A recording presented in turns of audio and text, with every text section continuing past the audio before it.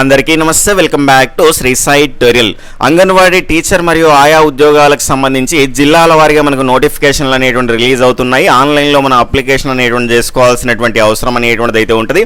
దానికి సంబంధించిన ప్రాసెస్ అనేటువంటిది ఏ రకంగా ఉంటుంది, ఏ జిల్లాల్లో అప్లికేషన్స్ అనేటువంటి స్టార్ట్ కావడం జరిగింది, అప్లికేషన్లో ఏ అంశాలను అడుగుతున్నారు, దీనికి సంబంధించిన గైడ్ లైన్స్ ఏ రకంగా ఉన్నాయి, పారామీటర్స్ అనేటువంటి ఏ రకంగా ఉన్నాయో పూర్తి సమాచారాన్ని ఈ వీడియో ద్వారా మనం తెలుసుకునేటువంటి ప్రయత్నం అయితే చేద్దాం. అదేవిధంగా మిగిలినటువంటి జిల్లాల వారిగా కూడా ఎప్పటికప్పుడు మీరు అప్డేట్స్ అనేటువంటి తెలుసుకోవాలి అనుకుంటే ఈ వీడియో క్రింద ఉన్నటువంటి సబ్స్క్రైబ్ బటన్ క్లిక్ చేసుకొని పక్కనే ఉన్నటువంటి all notification bell icon click చేస్తే నేను చేసేటువంటి ప్రతి వీడియో కూడా మీకు నోటిఫికేషన్ రూపంలోకి అయితే రావడం అనేటువంటి జరుగుతుంది. ఇక లేట్ చేయకుండా పూర్తి సమాచారాన్ని మనం తెలుసుకునే ప్రయత్నం అయితే చేద్దాం. వీడియో మీకు ఉపయోగపడ్డది అనిపిస్తే లైక్ చేసి మీ యొక్క ఫ్రెండ్స్కి కూడా షేర్ చేసేటువంటి ప్రయత్నం అయితే చేయండి. ప్రజెంట్ అయితే మనకు 2 జిల్లాల్లో నోటిఫికేషన్స్ అనేటువంటి ఓపెన్ కావడం అనేటువంటి జరిగింది. అంటే నోటిఫికేషన్స్ అనేటువంటివి రావడం జరిగింది. పెద్దపల్లి జిల్లాలో కనుక చూసుకుంటే అప్లికేషన్ అనేటువంటిది 20 నుంచి అంటే నిన్న నుంచి స్టార్ట్ కావడం అయితే జరిగింది. చివరి తేదీ కనుక చూసుకుంటే జూలై 6వ తేదీ వరకు మీరు అప్లై చేసుకోవచ్చు. అదేవిధంగా మహబూబ్ నగర్ జిల్లాకు సంబంధించి 20వ తేదీనే స్టార్ట్ అయింది. నిన్న నుంచి మనకు 30వ తేదీ అంటే ఈ మంత్ ఎండింగ్ వరకు మనకు అవకాశం అనేటువంటిది అయితే ఇవ్వడం అనేటువంటి జరిగింది. దీనికి సంబంధించిన అప్లికేషన్ ప్రాసెస్ అనేటువంటిది ఇక్కడే మీకు అఫీషియల్ వెబ్సైట్లో కింద ఈ రకంగా క్లిక్ చేసిరనుకోండి ఈ రకమైనటువంటి ఆ అప్లికేషన్ ఫామ్ అనేటువంటిది మనకు ఓపెన్ అవుతుంది. దాని గురించి కూడా మనం మాట్లాడుకుందాం. ముందు మనం ఇక్కడ పత్రికా ప్రకటనలో ఏమేమి ఇచ్చారో చూసేటువంటి ప్రయత్నం అయితే చేద్దాం. ఇక్కడ తెలంగాణ ప్రభుత్వం జారీ చేసినటువంటిది క్లియర్గా చూడవచ్చు. మహిళా అభివృద్ధి మరియు శిశు సంక్షేమ శాఖ పెద్దపల్లి జిల్లాకు సంబంధించి ఇక్కడ నోటిఫికేషన్ నంబర్ కూడా మెన్షన్ చేయడం అయితే జరిగింది. ఇక్కడ అంగన్వాడీ టీచర్ పోస్టుల భర్తీకి నోటిఫికేషన్ అనేటువంటి అంశాన్ని అయితే చూడవచ్చు. పెద్దపల్లి జిల్లా మహిళా అభివృద్ధి మరియు శిశు సంక్షేమ శాఖ ఐసిడిఎస్ ప్రాజెక్టు మంతని పరిధిలోని అంగన్వాడీ టీచర్ పోస్టుల భర్తీకి అర్హులైనటువంటి మహిళా అభ్యర్థుల నుంచి దరఖాస్తులు ఆహ్వానించబడుతున్నాయి. ఖాళీల వివరాలు అదేవిధంగా అర్హతలు మరియు ఇతర నియమ నిబంధనల కోసం అఫీషియల్ వెబ్సైట్ని అయితే సందర్శించాలని చెప్పడం జరిగింది. ఇప్పుడు నేను ఓపెన్ చేసినటువంటి వెబ్సైట్ అదేనండి. దరఖాస్తులకు సంబంధించి ఆన్లైన్ విధానంలోనే మీరు అప్లై చేసుకోవాల్సినటువంటి అవసరం అయితే ఉంటుంది. దరఖాస్తుల స్వీకరణకు చివరి తేదీ జూలై 6వ తేదీ వరకు మనకు సాయంత్రం 5 గంటల వరకు అయితే అవకాశం అనేటువంటిది ఉంటుంది.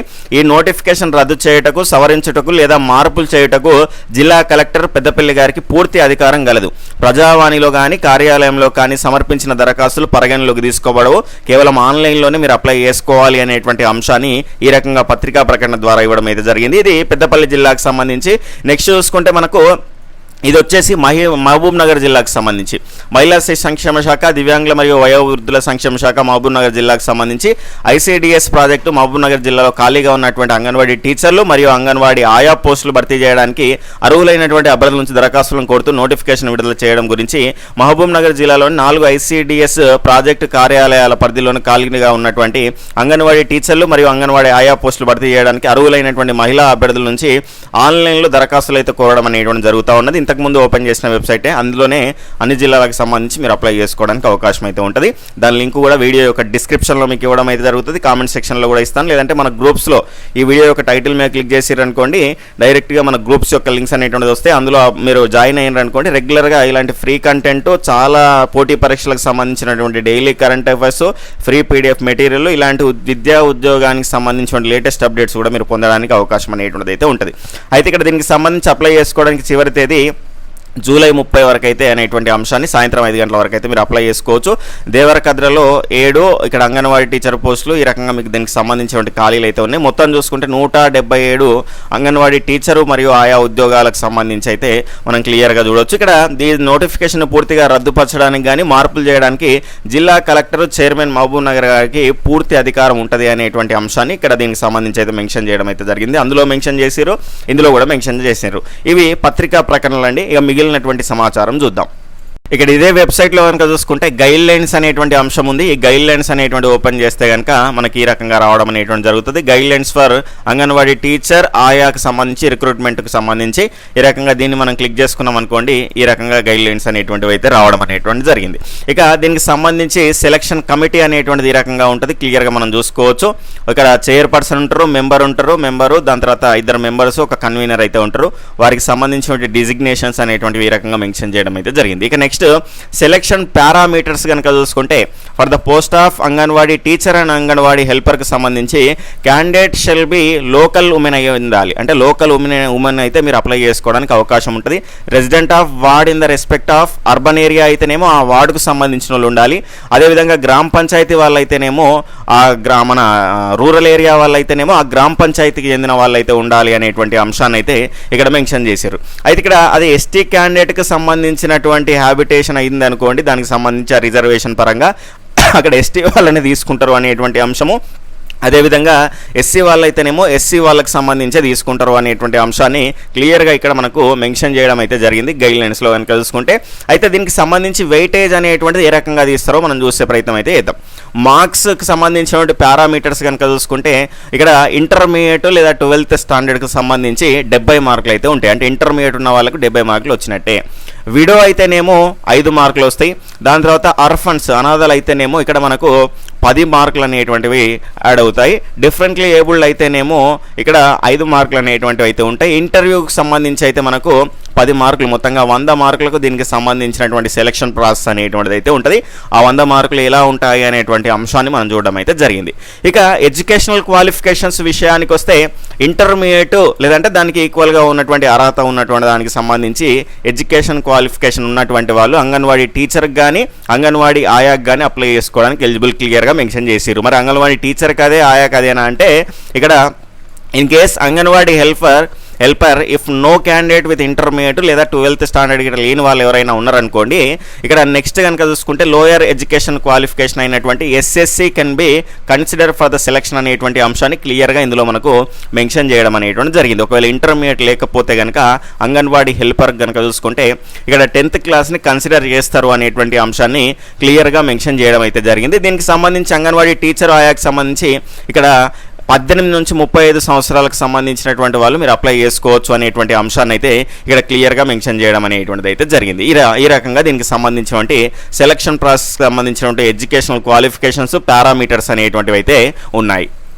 ఇదే వెబ్సైట్లో కనుక చూసుకుంటే అప్లికేషన్ ఫామ్ అనేటువంటిది క్లియర్గా మనకు కనిపిస్తున్నది. లేదంటే ఈ రకంగా నోటిఫికేషన్కి సంబంధించి ఇక్కడ మీకు దానికి సంబంధించి వేకెన్సీస్ రోస్టర్ పొజిషన్కి సంబంధించి దీనిపైన క్లిక్ చేస్తే ఆ నోటిఫికేషన్స్ అనేటువంటి మీకు ఈ రకంగా డౌన్లోడ్ కావడం అనేటువంటిది జరుగుతుంది.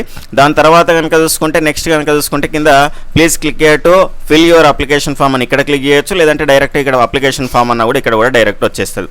పోస్ట్ అప్లయింగ్ ఫర్ అనేటువంటిది అయితే అడిగారు అంగన్వాడీ టీచర్కా లేదంటే ఆయాకా అని. ఇక్కడ డిస్ట్రిక్ట్ కూడా అడగడం అయితే జరిగింది. అంటే డైరెక్ట్ ఇది ఒకే వెబ్సైట్లో మీరు ఏ జిల్లా వాళ్ళైనా అప్లై చేసుకోవడానికి అవకాశం ఉంది. మీ డిస్ట్రిక్ట్ అనేటువంటిది అక్కడ మెన్షన్ చేస్తే సరిపోతుంది. ఎగ్జాంపుల్గా పెద్దపల్లి అనుకుంటే ఇక్కడ select name of the anganwadi centre apply, అంటే ఏ సెంటర్కు మీరు అప్లై చేస్తున్నారు అనేటువంటిది అయితే ఇక్కడ అడగడం అయితే జరిగింది. అంటే ప్రాజెక్ట్ అనేటువంటిది సెలెక్ట్ చేసుకున్న తర్వాత ఇక్కడ మీకు సంబంధించినటువంటి అంగన్వాడీ సెంటర్ ఏది అనేటువంటిది ఈ రకంగా మనకు రావడం అనేటువంటిది జరుగుతుంది. దాని తర్వాత ఇక్కడ ఏమేమి ఫిల్ చేయాలంటే అప్లికేషన్ నేమ్ అనేటువంటిది ఫిల్ చేయాలి. మీకు సంబంధించినటువంటి ఫాదర్ నేము, హస్బెండ్ నేము, అంటే ఇక్కడ చాలామంది పెళ్ళైన వాళ్ళే మరి అప్లై చేయాలంటే ఆ గైడ్లైన్స్లో మాత్రం అట్లా క్లియర్గా మెన్షన్ చేయలేదు. కానీ ఇక్కడైతే మరి హస్బెండ్ నేమ్ అనేటువంటిది అయితే అడుగుతా ఉన్నారు కాబట్టి చెక్ చేసుకునే ప్రయత్నం అయితే చేయండి. ఒకవేళ హస్బెండ్ నేమ్ ఎంటర్ చేయకపోయినా కూడా అప్లికేషన్ తీసుకుంటున్నది అనుకుంటే కనుక పెళ్లి కాని వాళ్ళు కూడా అప్లై చేసుకోవడానికి అవకాశం అయితే ఉంటుంది. నెక్స్ట్ ఆధార్ నంబరు, దాని తర్వాత మొబైల్ నెంబర్ ఎంటర్ చేయాలి. ఇక్కడ మీకు సంబంధించిన అడ్రస్ అనేటువంటిది ఎంటర్ చేయాలి.